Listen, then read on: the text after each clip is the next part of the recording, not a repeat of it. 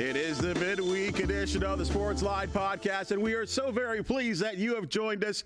I'm Bubba O'Neill. Hey, if you haven't noticed, when you watch your favorite sport, Halton, Hamilton, Niagara, it's a gold mine for talent on and off the field. Today, a reminder that when you are first starting out in the media business, when an opportunity is offered, you never say no.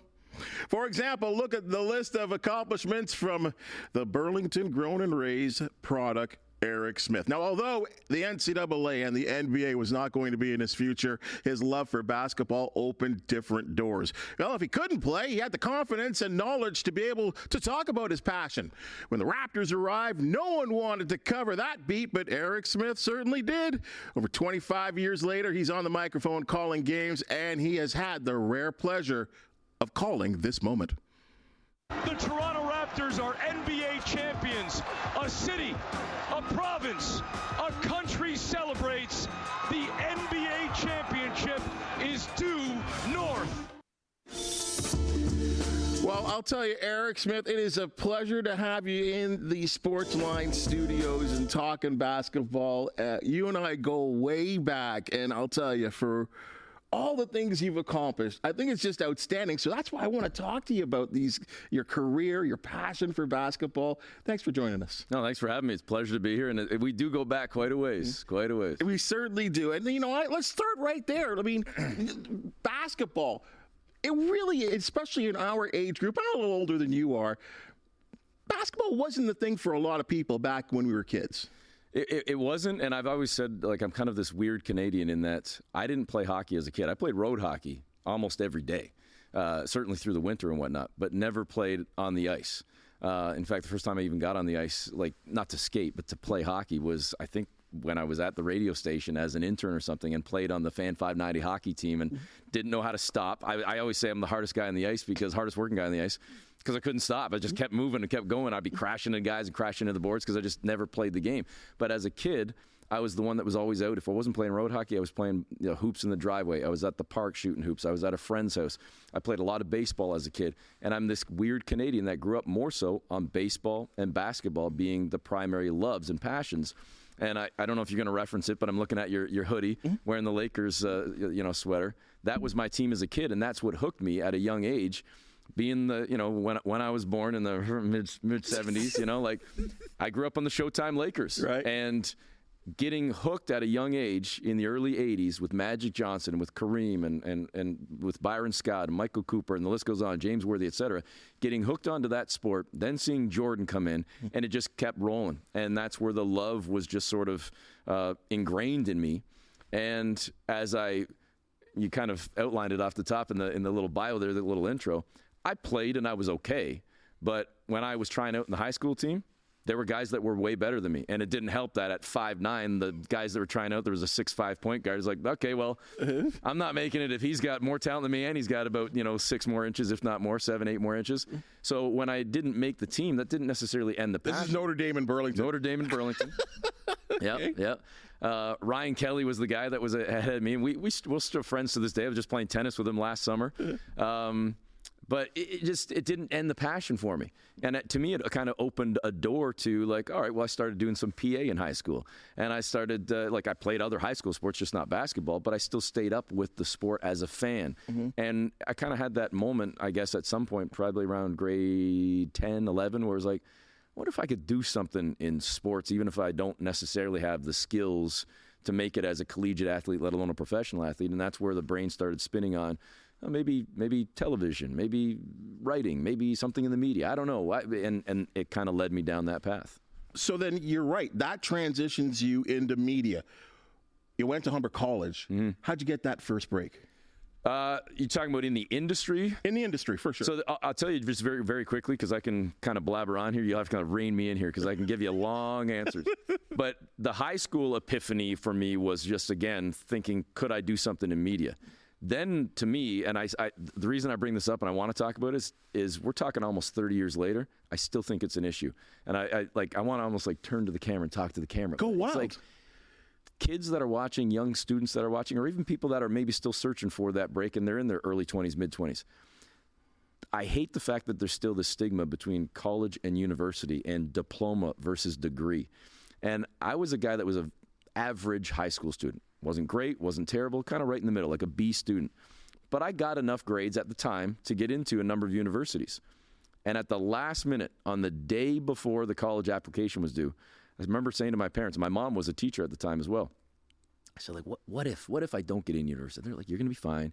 You're going to get in university. And in my brain, even back then it was, you got to get the degree. You got to get a degree. And I started going on these visits to the colleges after putting in this last minute application. I'm like, wait a second. I really like what I'm seeing from Mohawk and from Niagara and from Centennial and from George Brown and from Humber. And part of the reason I chose Humber was because of, A, they were at the time one of the few colleges that had a residence.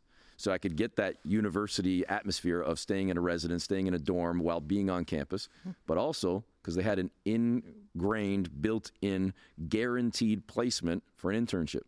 Wow. And when I started thinking about that, I'm like, all right, maybe I don't want to go to Carleton. Maybe I don't want to go to Windsor. Maybe I don't go. Like, I got into these places, and I ultimately chose Humber, and it was in large part because of, yes, the dorm and the university life, quote unquote. I started thinking, I don't care about degree versus diploma. I care about being trained properly and hopefully getting a job one day. And if this has got this built-in internship, well, here we go. So I wanted to intern in television.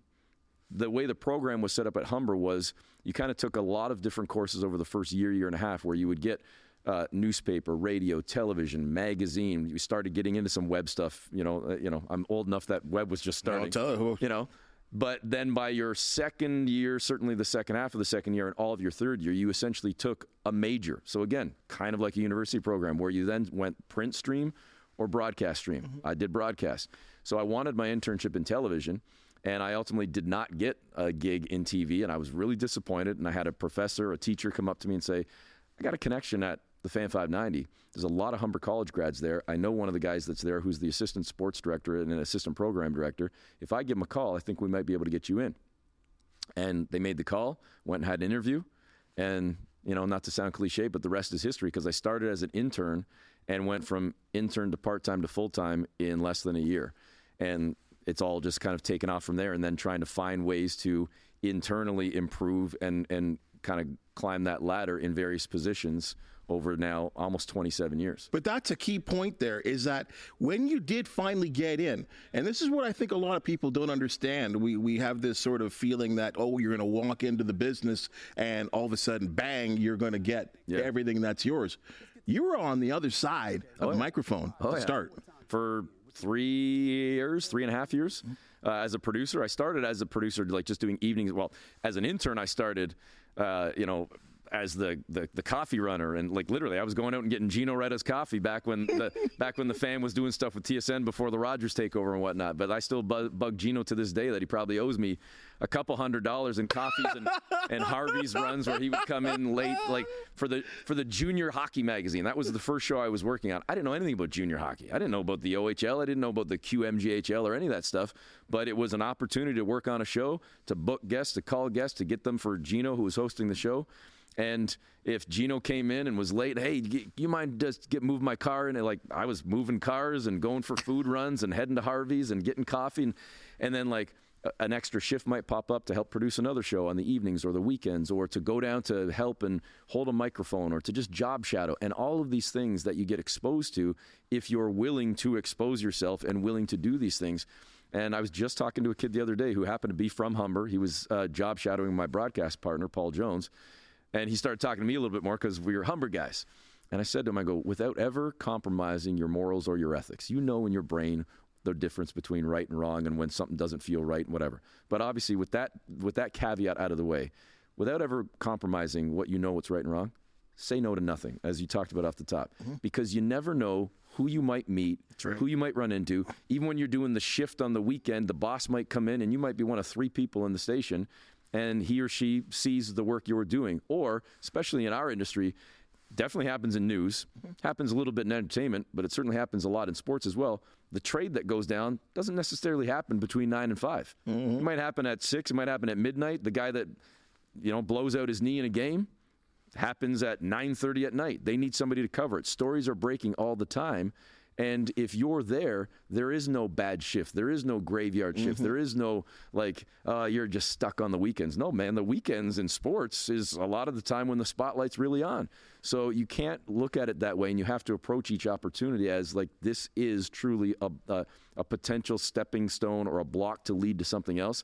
And if you embrace it that way, you know, the sky could be, I don't want to say it is, because it could be the limit for you with the opportunities that come. Well, I think of a story. I mean, I consider him a mentor still to this day in my years at Sportsnet, and Brad Fay. Yeah. And Brad Fay telling me that he used to have a suit jacket in his trunk always when he was not on air. Right. And a weekend shift, all of a sudden someone called in sick, and the question was, who can do this? Who can do sports? And he stepped up, had the suit jacket in his trunk, and said, "Give it to me." And then the rest is history. I was just with Brad last night, actually, because we went out after the Raptors' final home game, and we were just sitting chatting, and there was a couple of young guys sitting with us in the business and just kind of sharing advice and whatnot. And I think that's fabulous advice from Brad, because you just never know.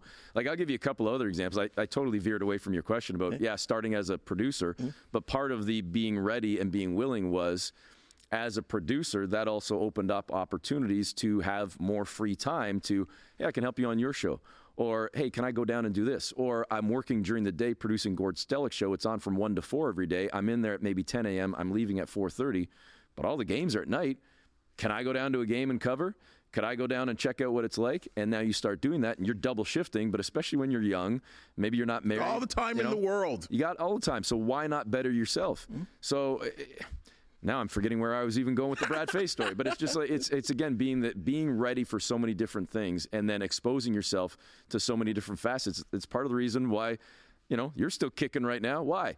Not only are you talented, but you've done it all. You've done all the different roles. You've produced, you've edited, you've written, you've been on cam, you've been off cam, you've hosted, you've been a reporter. Like, when you've seen all the different sides of the business, and I would say this for any job in any walk of life, when you know what this person and this person and this person do, and more so what they go through and what their pressures are and what their challenges are and whatever else, it makes you have an appreciation for, what I do and how difficult my job is, for what everybody else is doing and how much the teamwork concept of every job, but especially in the types of jobs that we do, so we can understand all of the different facets. And it makes you, I think, a better broadcaster overall and hopefully a better person overall. And that's so true. Those years I would consider so valuable sitting in the chair at Sportsnet, because I really did understand not only just putting together a show, but being in the chair when the panic is going on. And you know this as well as anyone, especially in those early days at Sportsnet when it was a true regional network. Right. And there's Flames broadcast and there's Canucks broadcast. And we got a show Sportsnet Connected on, and let's rejoin here, and the pressures that come with that. But being able to cool your mind and just get it all done. And you're right, because of those years doing that, the years of being an associate broadcaster, it made me a better, I think, guy on air. Sure. Because I understood exactly to what you're saying. Yeah. I understood what all the other people were doing and all those roles. And working in live sports. Oh, my goodness. And again, it's the same thing that we could say within this industry about anything that's live, whether it's news, entertainment, weather, sports, whatever. But live, I'll steal the line again. I'm referencing my friend and my broadcast partner, Paul Jones. I used to bust his chops, I still do, about the fact that he pretty much only watches sports. Like, ask him about a movie that's come out in the last decade, let alone the last 20 years. He probably hasn't seen it. Might not even ever heard of it. Television, doesn't watch TV. Like, he watches sports. And his line to me has always been, sports is the ultimate reality TV. Like, forget reality TV. Sports is the ultimate reality TV. And live sports, live anything, it hardens you and prepares you for just about anything, because you've got to be able to react, period. Like, you have to be able to improv, find the words. If it's just radio, if it's just behind a mic and it's not your face, you still have to then paint the picture as a play-by-play broadcaster, as a radio host, asking engaging questions and hopefully having entertaining interviews.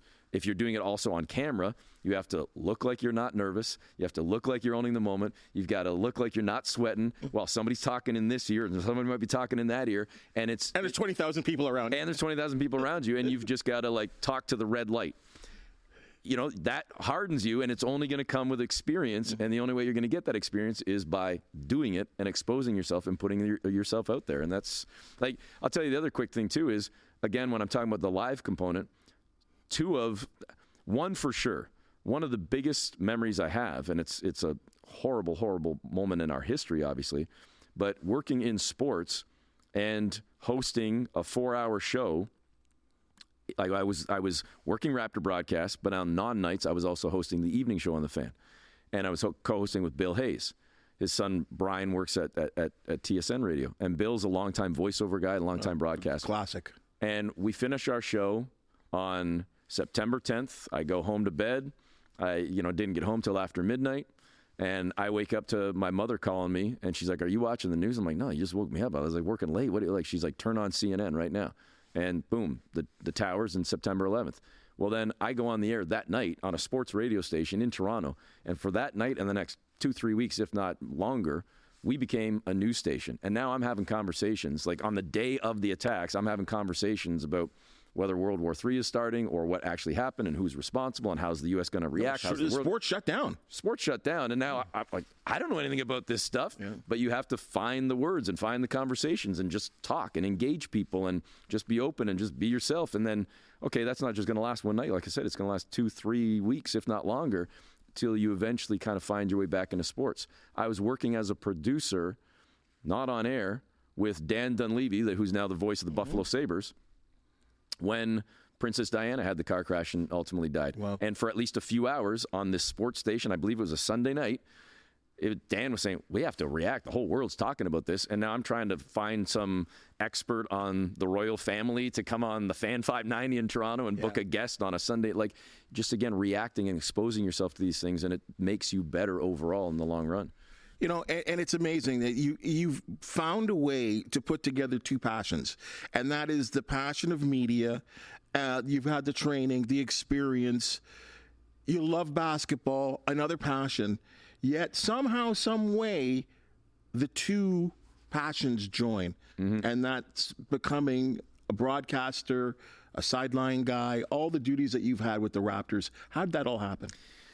I'd be completely dishonest if I didn't say there was a huge element of luck in a lot of it. And the reason being is, well, you kind of mentioned off the top, I was here let me back up for a second. I'm graduating, coming out of Humber, starting out as an intern in the second year of the Raptors. Year 1, 2, and 3 of the Raptor radio broadcast were on CFRB 1010 in Toronto.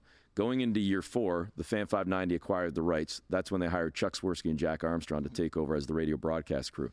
So I start as an intern in year 2 of the Raptors. Year 1, I'm in the stands. I remember sitting at Copps Coliseum on December 26. You can look it up, December 26 in 1995, when they played against the Milwaukee Bucks at Copps. And it's a little trivia question. Four different venues the Raptors have played at over the course of their history as home games. I forgot about Copps. Maple Leaf Gardens, Copps Coliseum, the then Sky Dome, and of course Air Canada Centre / Scotiabank Arena. But anyways, so then year 2, now I'm in there as an intern at the station.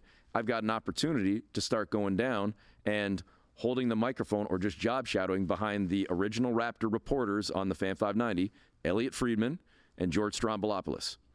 And going into year 3 of the franchise, doing a little bit more, shadowing a little bit more, started doing a radio show with George that lasted 2 weeks before he bounced and ultimately went to CFNY and then on to Much Music and then the career he's had. And then as all of this is happening, suddenly out of nowhere, there's another sports station in Canada, The Score.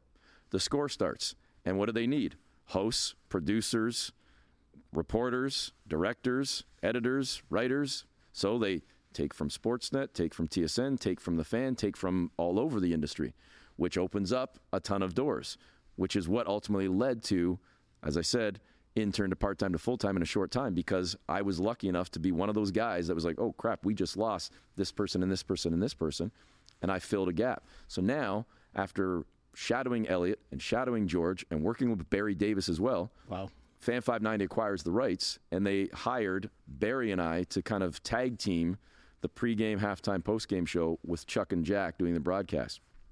And I don't want to misrepresent this. Barry is a friend, and he's an outstanding broadcaster. Barry didn't know a ton about basketball at the time when he first came in, to his own, admission. A baseball guy. He was a baseball guy. He was a hockey guy. He liked basketball, but the teams knew, the sports knew, whatever. But he was a heck of a reporter and was given this opportunity. He's like, you're next in line. We have a beat to cover. It's yours.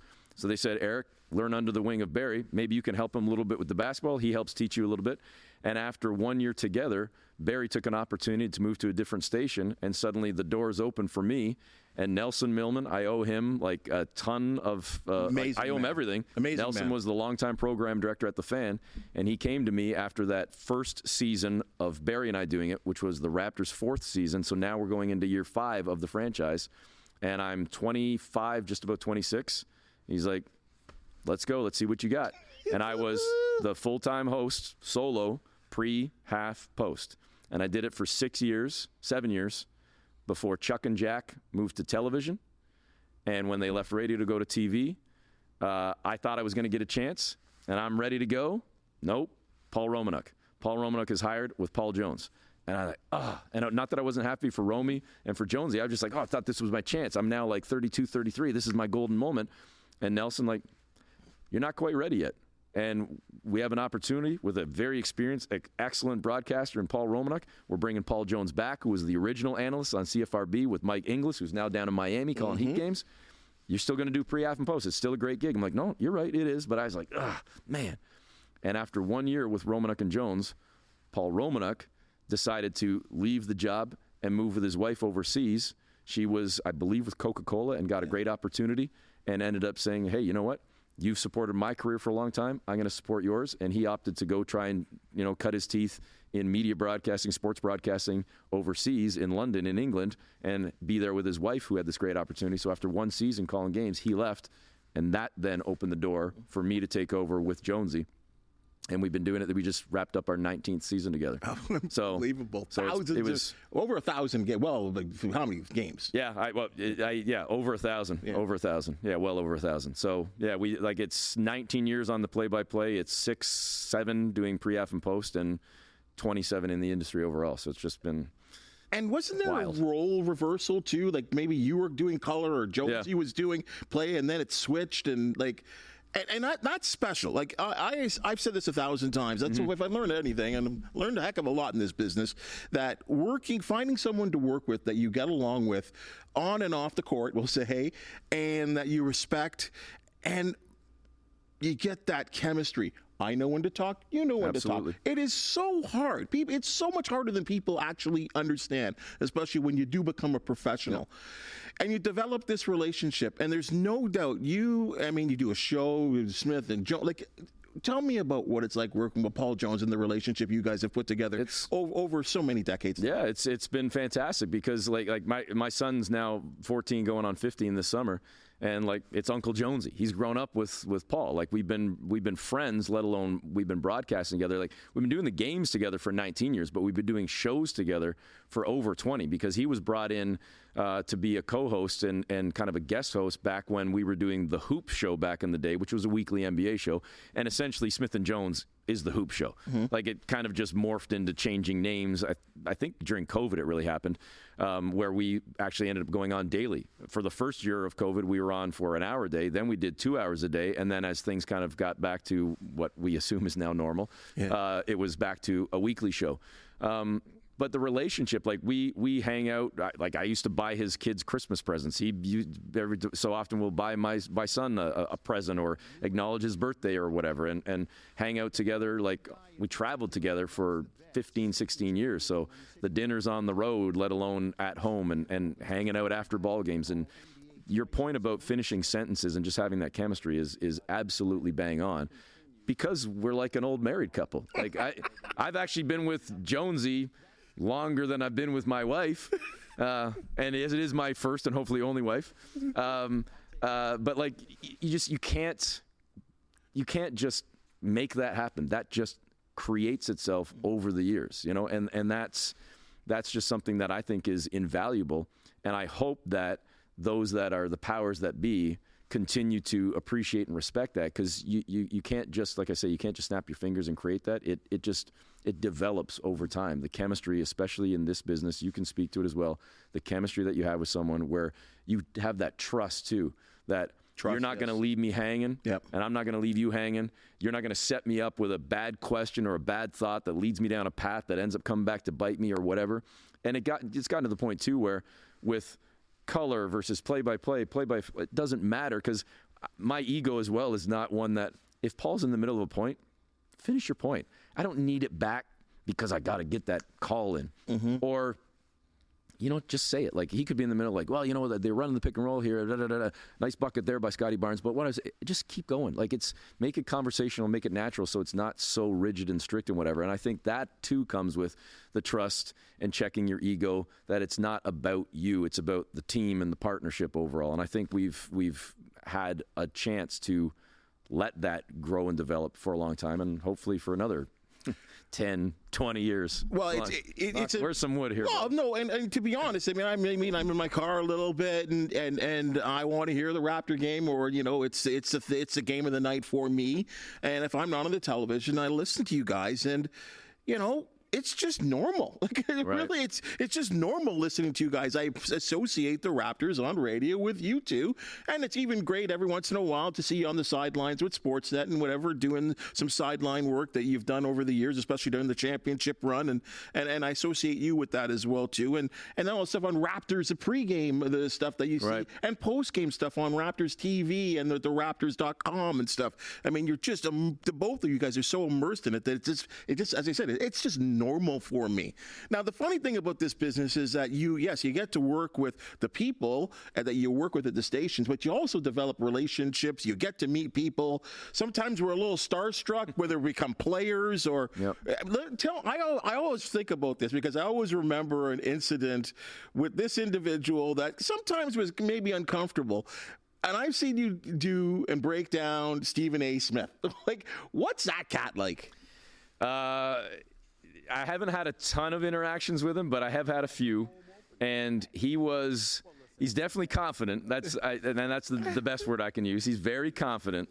But that said, he was good about being approachable and to talk to. And it was most of my interaction with him was during the championship run, seeing him, at the various. Whether I've seen him a couple times at the finals when I've covered for Sportsnet, other finals not involving the Raptors, and at All-Star games and whatnot. But then during the Raptors run in the Eastern Conference Championship, let alone in the finals. And he was, I think the guys, and you'd be the same way, it's just you get to a point where you get it.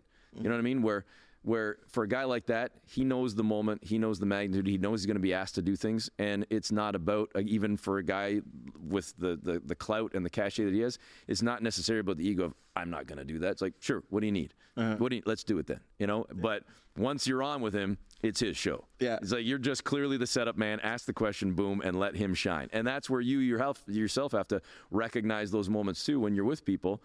Like, let them have their moment. You ask them to come on for a reason, right? Let them talk. Let them have it. It's not about you, right?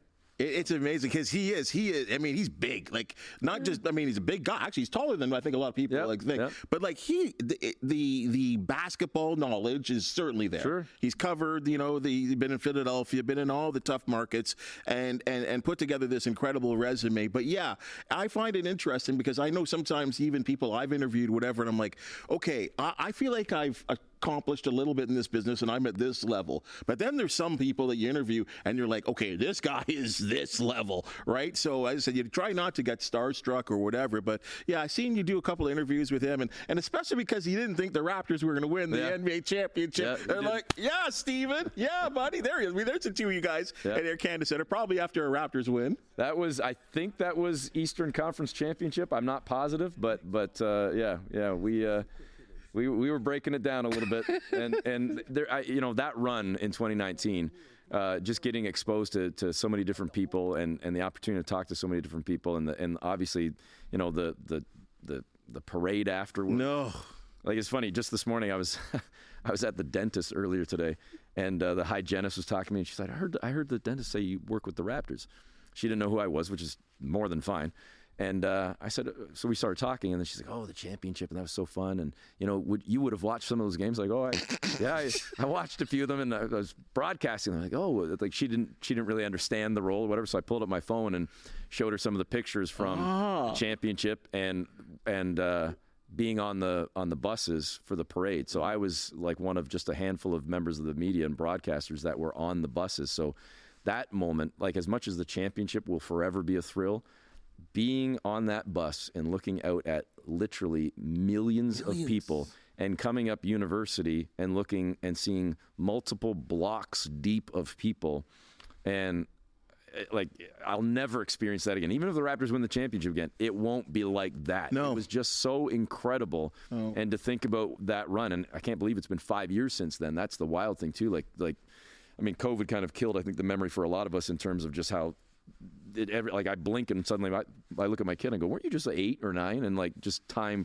I can't believe it's been 5 years since, like right now, we'd be talking about the Raptors getting set for Orlando and that first round series. And man, 5 years.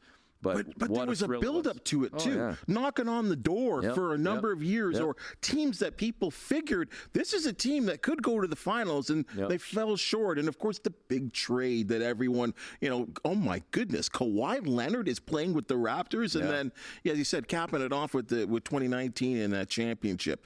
But we are somewhere right now. Like, I'll tell you, it's been I'm a Hoops fan.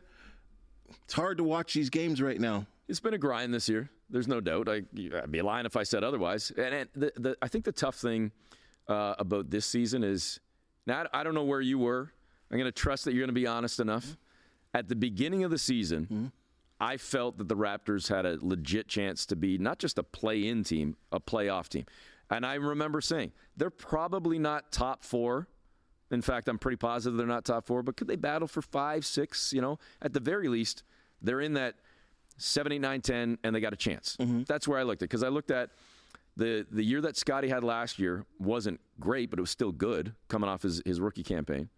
You lost Van Vliet, but you still had Scotty Barnes, Pascal Siakam, OG Anunoby, you have Jakob Poeltl, you draft Grady Dick, you've got some pieces around. Dennis Schroeder came in. I'm like, this looks like a decent team. Again, might not be a championship contending team, but it's a playoff team in my mind. For sure. They get off to a bit of a rough start. They end up making to me, there's almost, Bubba, like 5 teams in this 1 year. You have the pre-OG, then you have post-OG, which is also / pre-Pascal. Then you have post-Pascal. Then you have, included with post-Pascal, I guess, the trade deadline where you did make some other minor moves. And then as all of that is happening, you also morph into Scotty gets hurt, Poeltl gets hurt, the injuries start piling up. Like the team that came out of training camp versus the team that was on the floor for the final home game last night is entirely different. You and I were talking off mic before starting. When the Raptors signed Malik Williams last week, that was the 30th player that has been in a Raptor uniform this year that has played for the Raptors. Yeah, you can't. I think the previous career high, franchise high, was 24. 30 guys in a uniform in one season. And a rookie head coach. Yeah, for a rookie, it's a great point. For a rookie head coach. I give Darko a ton of credit for just being able to navigate through these more than choppy waters and to try and just still have the same approach, the same mindset, the same mentality. He's got the same smile on his face. Like, he doesn't seem like he's been weathered from this. And that's why I'm cautiously optimistic that, the turnaround could come next year. Okay, that's perfect. Let me throw this in. If you don't want to answer this question, feel free. We're good. Do you still believe in Masai? I'll tell you, I do, because I think it would be there's a couple things. I don't think he suddenly just forgot how to be a general manager and a president and build a team and make deals. But I also think it would be disingenuous for me to totally criticize him or anybody within the management team, because I've kind of understood the path. And maybe that means I wouldn't be a good GM, or maybe it means when I look back and say, all right, when the Raptors came out of the Tampa season, and I hate using the word tank. I don't know that it was an intentional tank, but people want to call it the Tampa tank. And they end up getting a top 5 pick. They end up taking Scotty Barnes. Barnes was better, I think, as a rookie than a lot of people anticipated. And he goes out and wins Rookie of the Year. Did that fast track the path the Raptors were on? Maybe. They ultimately end up making the playoffs that year, where I think a lot of people felt, especially after that Tampa, you're like, this is not a playoff team. Well, suddenly, they're in the playoffs. They lose to Philly. Now the expectations are heightened. So now you come into last season with Barnes, with Van Vliet, with OG and Pascal. You're like, it's a playoff team. Good team. They're a good team. And they struggled. And they scratched and clawed. but they played right around 500. Not that that's like anything to write home about, but they stayed in the hunt, got into the play-in, had a, 15, 16-point lead against the Bulls, blew it, done. And then, yeah, exactly. DeMar's daughter. And then in the offseason, everything I was led to believe was part of the reason why Fred VanVleet didn't sign the contract right away, like so many free agents, where it's like whatever time it at 5:01, 6:01, whatever the top hour was. And suddenly there's a million signings in the league. It's because these deals have been done. Fred didn't sign his deal for almost an hour or so because my understanding was Raptors thought they had a deal in place. They were going to bring him back. They were hoping to bring him back. Houston came forward with an extra year at crazy money, and he was going to make 40 more money in less years. It's like it's a no-brainer to go to Texas with no state tax, and suddenly Raptors lose VanVleet. Now, is that management's fault? I think they wanted to have the guy back. They were looking to bring it back with the core. And then it's like, well, should you trade Pascal? Should you trade OG? I remember saying myself, I'm not moving them because I want to see what this team can do. And if I'm forced to, well, then I'll make a decision in the season. So, again, I go back to I would be totally disingenuous if I sat here and said, oh, this guy can't do this and this person can't do that. And I understood the moves, and I kind of felt like that's what I would have done as well. I'll tell you the other thing, too. I just said this to a buddy the other day, and you're a basketball guy. I'd ask you this question. If you look at what the Raptors got for OG and Pascal, if you look at it as a total package, or even if you sort of tweak the package a little bit, sure. Okay? If I were to say to you that the Raptors for Pascal Siakam got R.J. Barrett, Emmanuel Quickley, and a first-round pick, I think that's a pretty good haul for Pascal Siakam. Yep. Okay? Now, the other parts of the trade that I'm not then including, I would then say, all right, for OG Anunoby, you got Jordan Nwora, Bruce Brown, and a high second-round pick. You might go, I might have wanted a little bit more. Maybe could have got a little more, but you got a starter / sixth man, a deep rotation guy that's may end up working, and a second-round pick that maybe carries more value than a first-round pick because you're not locked into a guaranteed contract with the second-rounders like you are with the first-rounders. And then the Pascal portion, but it's kind of flipped again because you got Quickley and Barrett for OG, and you got a first, a second, and two players for Pascal. So some people are left going like, was that enough for Pascal? I look at it cumulatively and go like, I think it's a pretty good haul overall. Because the other thing, too, and I don't want to be guilty of, throwing a guy under the bus or, talking behind his back that he's gone. I never had a problem with OG as a person, let alone as a player. But I don't know that I was prepared to, if I was running the show, pay OG $40 to $45 million a year. So if you're trying to get something before he potentially walks for nothing, which is what happened, unfortunately, with Fred VanVleet, and it happened previously in franchise history with other players too, I think from an asset retention standpoint and trying to stock your cupboard with something, I thought the Raptors did fairly well overall.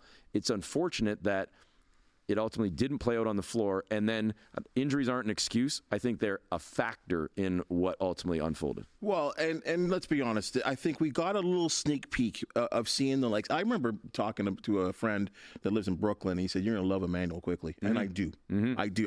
The enthusiasm that he plays with, there's a joy. I don't know. The guy can score, runs that little, he's got that speed aspect I like. I mean, R.J. Barrett, to me, how could you not want him here? Yep. The guy wants to be here, and I love that.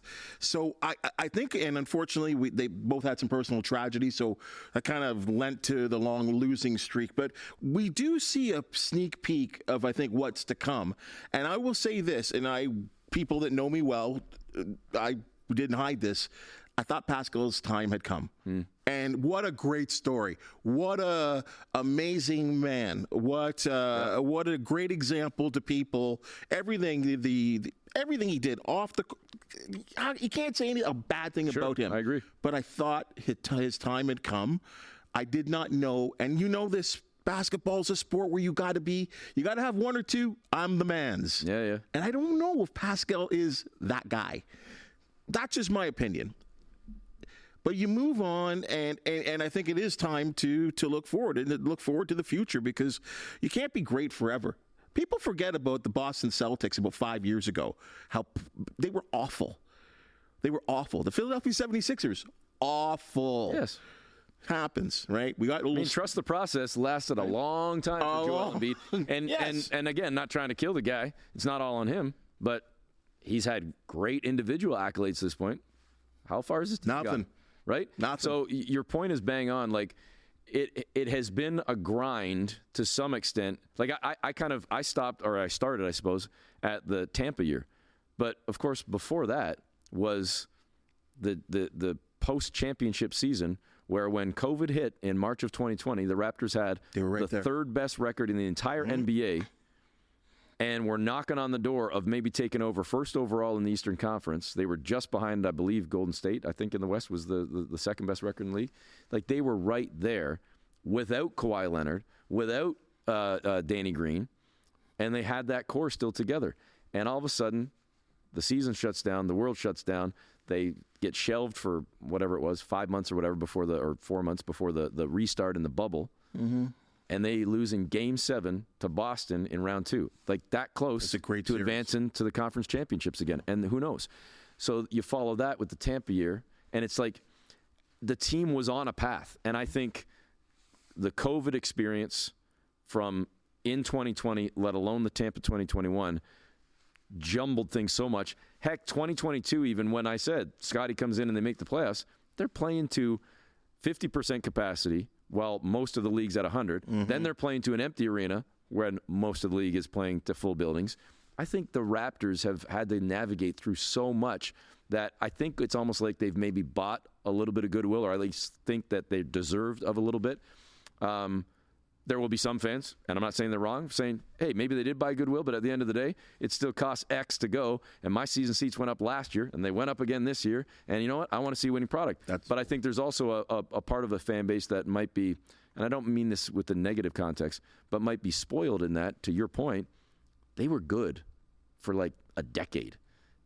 You don't remember before that when they weren't so good for 5, 6, 7 years, and like this year, I don't know what the final win total is going to be, but I've seen 22-60, and I've seen 16-66, and like there have been some bad years, and I think this fan base, a lot of these people that have been watching for a while now, haven't experienced this in a while, and that's why it hurts so much or it stinks so much, and they want to get it back on track, and hence the angst I think that's out there. I understand it. It's tough. As Mike Babcock said when he was hired, there's going to be some pain, right? Different sport. But, hey, let's stick it with basketball. A couple quick names that we got to close out with. Okay. Shai Gilgeous-Alexander, go. Unbelievably talented. I think that if I had a ballot, he would, no doubt in my mind, be a top 3 MVP. He might even get my number 1. It's hard to deny what Jokic is doing, but after Jokic, I would put Shai like right on par with, even ahead of Giannis, Luka, Tatum, like what he's done for Oklahoma City this year. Yeah, okay, Chet's had a heck of a season, but nobody had Oklahoma City knocking on the door of maybe finishing the season as the number 1 seed in the Western Conference. And there's a reason for that, and it's Shai. And that's just what he's done for Oklahoma City, let alone what he's done for Hamilton and for Southern Ontario and for the Canadian national team. He's unbelievable. And the fact that he's still, from what I know of him, and I'm not going to claim to be like personal friends with the guy. I've talked to him a few times over the years, interviewed him. I know him. But he seems like an approachable dude still who has not really changed and allowed the ego to kind of affect who he was. Like, I think he's unbelievable and a great role model for, like, again, I'm speaking as a father now. He's a guy my kid wants to buy a jersey? Absolutely. You could go buy his jersey and you aspire to be a guy like that, on and off the floor. We had Ron Foxcroft, a man you know very well, sitting in that seat just yesterday. And I'll ask you the same question that I threw to him. You just brought this up as we talk about MVP. Giannis, Luka, Jokic, Embiid, SGA. I think of Rookie of the Year. I think of a man from France and Wembayama. Yep. I think of like the MVP. What's happening here? Like the international basketball. Like maybe Americans aren't the best at the sport that they had 2 dream teams that dominated the world. What has happened? I've talked a lot about this, Bubba, over the course of this season with numerous guests on, and I'm not trying to give a cheap plug. You already brought up Smith & Jones. We've had a lot of guests, and from former coaches to current coaches to former and current players, and the general consensus, I don't want to name names because I don't want to misrepresent or misquote somebody, but the general consensus overall is these coaches and players and broadcasters and writers and everybody else feel like the game isn't being taught or coached to the extent that it once was and that it still is, arguably, in Europe, because the AAU program has kind of changed the way kids are developing. It's become more of a business, and it's more about the highlight reels. It's more about seeing a quick flash of one move and not the overall skill set. It's a guy that might be a good athlete, but is he or she a good player? Is he or she a good basketball player? Do they have a nice jump shot? Do they play unselfishly and pass the ball, move the ball? Or are they just a one-trick pony with the athleticism? They're not creating as many good players. And I think even the mental approach of the game, too, there's not as much there as we might be seeing. And I've drawn the comparisons in asking questions and talking about this very topic. I draw the comparisons to what we experienced however many years ago. I want to say it was at least 20, when as a country we had a summit because what's wrong with the game of hockey in Canada? Why are we losing suddenly? And it was, correct me if I'm wrong, you're more of a hockey guy than I am, but it was the Russian and international invasion where they were faster and they were maybe smaller, but they were more skilled. And why can't we as Canadians keep up? And, well, how come there aren't more Canadian goalies? What's wrong? More international I think it comes down to, are we creating the best athletes, and maybe I'm bringing up a subject for another podcast with a better guest on a different day, but perhaps what's happening with basketball in the U.S. and the international is what happened, and I would argue has continued to happen with hockey in Canada. And I don't want to hear the hate from the hockey parents or the fabulous Canadian NHL goalies and defensemen and forwards and everything else, but it costs a hell of a lot of money to play hockey in Canada, and there are a hell of a lot of teams from this tier to select, to travel, to rep, and it's such a business now with 7- and 8-year-olds paying thousands upon thousands of dollars and having to try out for teams for a coach that says, if you don't show up for this, you're going to be off the team, and I'm going to, they're not allowed to play other sports now. They don't have time or the money to play other sports. Parents are committing to weekends and week mornings, and it's just insane, the business that has become of hockey and the money that's involved. And I think that has derailed the true development of the players and the coaching that needs to be. And I think that might be the case with the AAU program with basketball in the States. Yeah. I might be wrong, but that's my theory. Well, there's certainly a change, right? It wasn't. It's within our lifetime where they could not be defeated. The separation 100%. Was that wide, right? And now it's right there, right? Yeah. To the point that internationals are, I think there's about 150 internationals now playing in the NBA, and many of them being the absolute very best. Yep. Hey, one of the things that you do that's important to you, I know, is there's sort of a giving back, a charitable aspect to you and what you give to the people that follow you and the people that enjoy you and your career.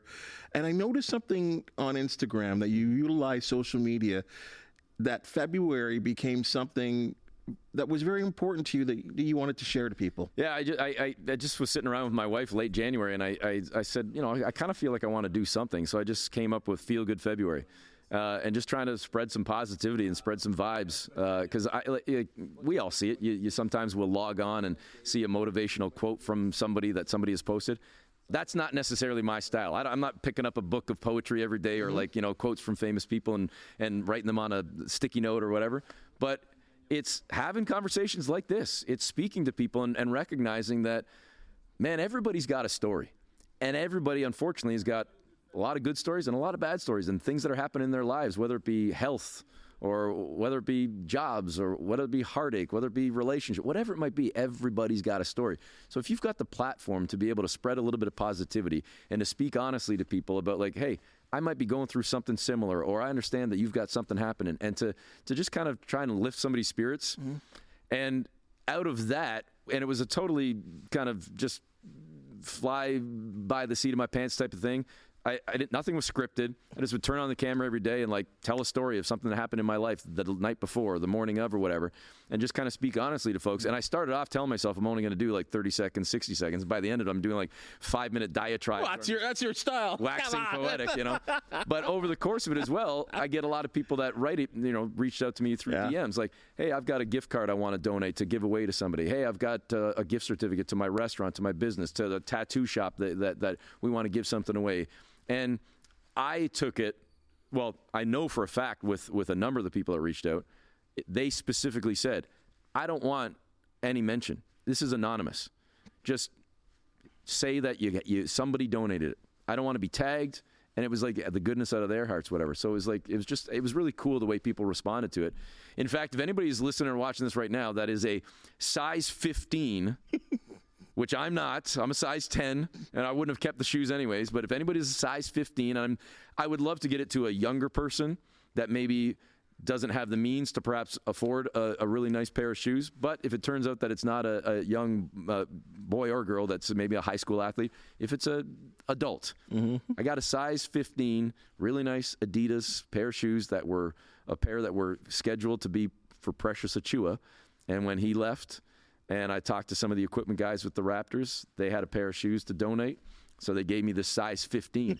And I have yet to, that was part of Feel Good February. I had one person reach out and said, oh, I was a 15, but now I'm a 16, so I don't think they'll fit. I'm like, well, I don't want to send you a small pair. But it's not like they're exchangeable. It's like, hey, size 15, they're still sitting in my closet. Calling size 15s. Calling all size 15. Reach out to me. I don't even care if you follow me. You don't have to follow on social media. Just send me a DM, and we'll get you the shoes. Got to hook up with you not all that long ago with the Arkells, and they put together a basketball court. What a fun day that was. That was awesome. What that entire band is doing. Talk about people giving back to the community in both Toronto and Hamilton and Canada overall. But the entire band, and I know Max is out there as much. I mean, they're all out there. I don't want to just single out Max, but I've gotten to know Max better than anybody else in the band.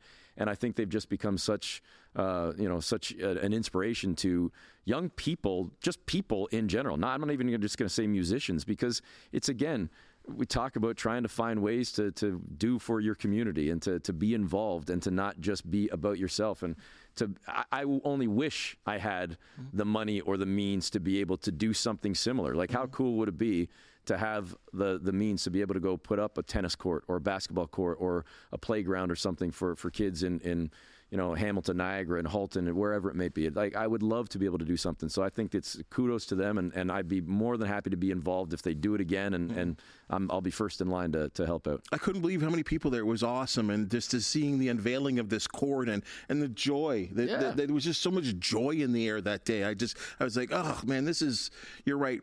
I don't know. We don't get into this business for, I don't know, but you do. You want to be able to give back, or you want to be able to put a smile on some kid's face. And the fact that some, kids down there in another part of Hamilton can get on the court, and because what was there wasn't nice as what ended up being built. I drove by there in the wintertime after it opened up, and just was I was out in the area for some reason. I can't remember. I think my wife sent me on some honeydew errand or whatever to pick something up. And I just realized, I'm like, I'm about to drive by the court. So, again, it was middle of winter, and I stopped, and I looked, and there was a basketball just sitting on the court. Somebody had left it. So I walked out, slushed through in my shoes and whatever, picked up the ball, took one shot, buried it, and got back in the car. Walked out of the joint. Yeah. Like, I'm leaving on the make. Always leave on a make. And in so many ways, Eric, we talk about full circle moments. We talk about, as you said, we don't do this for rewards or the accolades or for for any taps on the back and say, oh, Eric Smith is the greatest. But I think a couple of years ago, seeing you get inducted into the Burlington Sports Hall of Fame, and for someone that's known you as long as you, that I've known you, it was awesome. Can you describe that moment? Yeah, I mean, it was I always catch myself because, again, I don't want to sound cliche about it, but it was definitely one of those pinch me moments because I had no idea that I was even nominated. So when I got the email saying that, welcome, I'm like, what? Like, I don't even know how it happened. That's part of the process, so that someone else can nominate. I don't even know how it happened. So when it started to come together, and there's also part of me, and again, I don't want to sound arrogant or egotistical about it, but I'm older than I think I look. and so I look at it and go like, then 25 years in and now 27 years into my career, I'm like, isn't the Hall of Fame for like old people? Like where it's like in retirement? Like, so that was special in that I was able to enjoy it while still in my career and while my parents, are still around and to be able to experience it with my wife and son and whatnot and with so many friends that were able to be there. So it was amazing. And the cool thing for me too, on a personal level, is that it ties into the Hall of Fame. Is I was born and raised in Burlington, left when I was 18, moved to Toronto, lived in Toronto for over 20 years, and didn't think I'd be back to Halton, to Burlington, whatever. And it was just real estate prices that brought me back. But now I'm back in the community where I grew up in, and now I'm going to the same fields. And, playing when my kid first moved to Burlington, he's in Bomba. Well, I played in Bomba, that's where I started playing baseball, playing for Burlington Organized Minor Baseball Association. And I ended up coaching in the league, coaching my kid's team, and seeing him now, going to schools that I either went to or played against or gyms that I was in. And it's just kind of neat to see that. And then to experience the Hall of Fame ceremony, as I said in my speech, and you were there that night. So anybody that wasn't aware or hasn't gotten to notice it over the course of this 45 minutes or hour, I do tend to kind of ramble on sometimes. It's okay.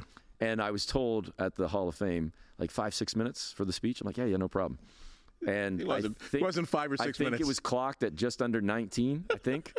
And at one point in the middle of the speech, I said, I know I'm probably at like 8-10 minutes or something, and my kid, who was, I guess 12, 11 at the time or whatever, he stood up, 13, Dad. I'm like, oh, sorry. I swear I thought it was only like 8 minutes. And I'll wrap it up in like a minute. And it still went on for another 5 or 6 minutes.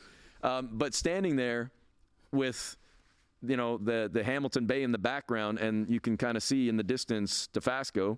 And that's where my dad worked for over 35 years. And like to be standing there as a Hall of Famer, accepting this award and giving this speech with, there were a lot of just with all the people in the room, Jim Taddy over Jim here. Taddy's there. You're and, what? Well, you and obviously Foxy were there as well, and Stephen Foxcroft. And like I watched and listened to you guys. Yeah.